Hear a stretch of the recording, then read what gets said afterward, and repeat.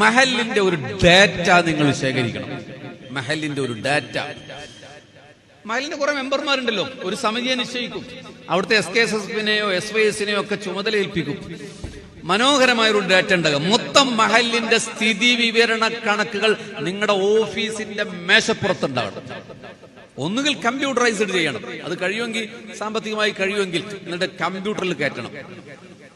നിങ്ങളുടെ വീട്ടിലെ ഒരു മഹലിൽ ഒരു സർവേ നടത്താം. മഹലിലെ മൊത്തം ജനസംഖ്യ എത്രയാണ്? ഇപ്പൊ നിങ്ങളുടെ മഹലിൽ എത്ര വീടുണ്ടെന്ന് വെച്ചാൽ ഒരു 350 ഏകദേശം. എന്താണ് ഈ ഏകദേശം? എന്താണ് ഏകദേശം? ഇത് ദീനിന്റെ സിസ്റ്റമാണ്.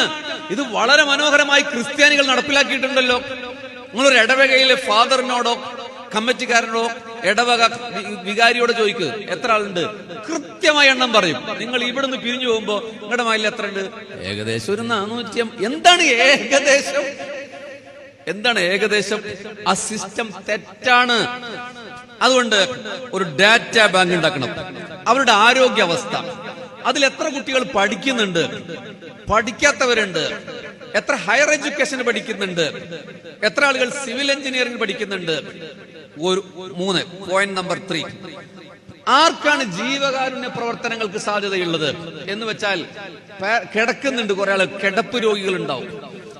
ആരും സഹായിക്കാനില്ലാത്ത രോഗികളായി മരുന്ന് വാങ്ങാൻ കാശില്ലാത്തവരുണ്ടാവും. നിങ്ങൾ ചെയ്യുന്ന പണി എന്താണ്? മഹലിന്റെ ലെറ്റർ പാഡില് ഈ വരുന്നയാള് അനാഥ കുടുംബമാണ്, ഭർത്താവ് മരിച്ചവരാണ്, 3 പെൺകുട്ടികളുണ്ട്, രോഗിയാണ്, സഹായിക്കണം. എന്നിട്ട് അടിയിൽ മഹല്ല് സെക്രട്ടറിയുടെ സീലും ഒപ്പും വെച്ചു കൊടുക്കുന്ന നാണം കെട്ട പരിപാടിയാണ് മഹല്ല് ജമാഅത്തിന്റെ ഉത്തരവാദിത്തം എന്ന് കരുതിയോ നിങ്ങൾ? അതാണ് മഹല്ല് ജമാഅത്തിന്റെ ഉത്തരവാദിത്തം. വെള്ളിയാഴ്ച വേർത്തൊലിച്ചൊരു പെണ്ണ് ഈ ലെറ്റർ പാടുമായി ഖത്തീബ് പറയാണ്, ഇതാ ഇന്ന മഹലിൽ നിന്ന് ഒരാൾ വന്നിട്ട് നിങ്ങൾ സഹായിക്കണം, 350 ഉലുവ. കുല്ലുക്കും റാഇൻ വകുല്ലുക്കും മസ്ഊലൻ അൻ റഅയതിഹി. നിങ്ങൾ എല്ലാവരും ഭരണാധികാരികളാണ്, നിങ്ങൾ ചോദ്യം ചെയ്യപ്പെടും.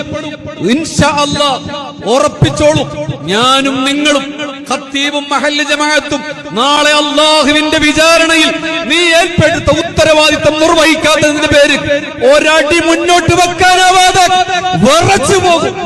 അതാണ് മഹല്ല് ജമാഅത്ത്. ആഖിറുഹാ അദാബും മിനന്നാർ. ഇതത്ര സുഖമുള്ള പരിപാടിയല്ല. ഖത്തീബാകലും കമ്മിറ്റിയാകലും ആകാൻ വേണ്ടിയിട്ട് നമ്മൾ ജനറൽ ബോഡിയിൽ കാട്ടിക്കൂട്ടുന്ന പരിപാടി എന്താണ്? ഇതുവരെ നിങ്ങൾക്ക് എന്നോട് സ്നേഹം ഉണ്ടായിണ്ടാവും, ഇപ്പൊ ദേശീയ തുടങ്ങിയിട്ടുണ്ടാവും. എനിക്കറിയാം, പോകേണ്ടവർക്ക് പോവാം, എനിക്കൊരു കുഴപ്പമില്ല. നേൽപ്പിച്ച പരിപാടി ഞാൻ പറഞ്ഞു തീർക്കുകയാണ്. മെമ്പർഷിപ്പ് ഉണ്ടാക്കിയിട്ട് നീ പാനിൽ എന്റെ പേര് എഴുതണമെന്ന് പറഞ്ഞില്ലേ? നരകത്തിന്റെ കച്ചിട്ടാണ് എഴുതിണ്ടാക്കുന്നത്. എന്നിട്ട് ഒരു പരിപാടി നടക്കാതെ ഉസ്താദിന് ശമ്പളം കൊടുക്കുക, അതിന് റെസീവർ പോരെ. തേങ്ങയുടെ കണക്ക് എഴുതുക, റെസീവർ പോരെ. വരിസംഖ്യയുടെ കണക്ക് വെക്കുക. ഇത് 3 മാത്രമാണെങ്കിൽ ഉറപ്പിച്ചോളൂ, ഞാനും നിങ്ങളും ഞാനൊരു മഹല്ല് കമ്മിറ്റിയിൽ അംഗമാണ്, അള്ളാഹുവിനോട് സമാധാനം പറയേണ്ടി വരും. അബ്സല്യൂട്ട്ലി.